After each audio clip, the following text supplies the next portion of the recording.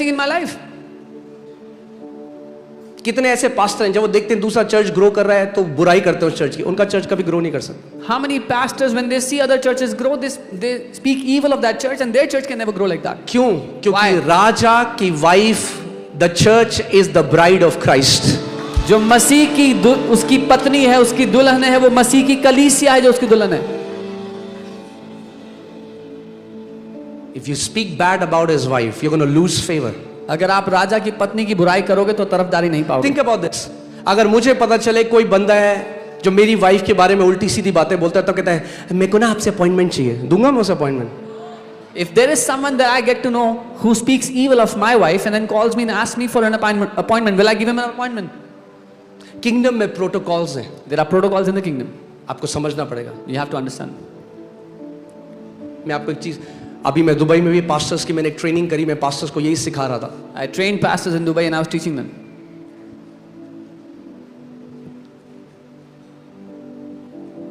प्रभु ने मुझे एक दिन मैं अपने बिस्तर पे बैठा था और मैं अपने चारों ओर ब्लड को देखने लगा।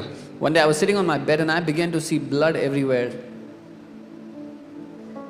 अब खुली आंखों से, with open eyes. और तभी परमेश्वर का वचन मेरे पास आया And the word of the Lord came to me.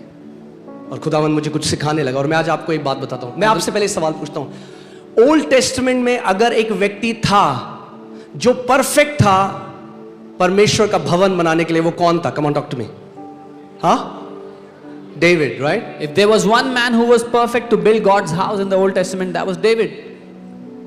वो डेविड था। That was David. वो ज़ील रखता था, He had zeal for God's house. वो चाहता था भवन बनाना। He wanted to build God's house. मगर आप जानते हैं क्या वचन आया? But you know what? The David word is a was? man after God's own heart. Dawood एक ऐसा मनुष्य था जो परमेश्वर के पीछे रहता था। David is a worshipper. वो एक आराधक था। And you know what the Lord told him? और आप जानते हैं प्रभु ने उससे क्या कहा था? Let me show you. Are you ready? तैयार हो? Hallelujah. Can you put 1 Chronicles 22:7-8? पहला इतिहास 22 उसका 7 से 8। ये परमेश्वर ने दाऊद को कहा। This is what the Lord said to David. Okay, ध्यान से सुनो। Hear carefully. दाऊद ने अपने पुत्र सुलेमान से कहा, मेरी मनसा तो थी कि अपने परमेश्वर यहोवा के नाम का एक भवन बनाऊं। And David said to Solomon, my son, as for me, it was in my mind to build a house to the name of the Lord my God.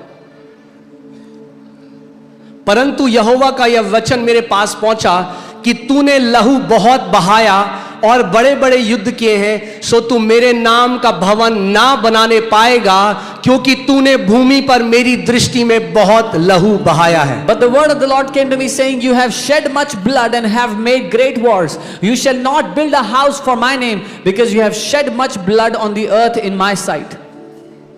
कितने लोग मेरी बात को समझ रहे हैं? How many of you understand?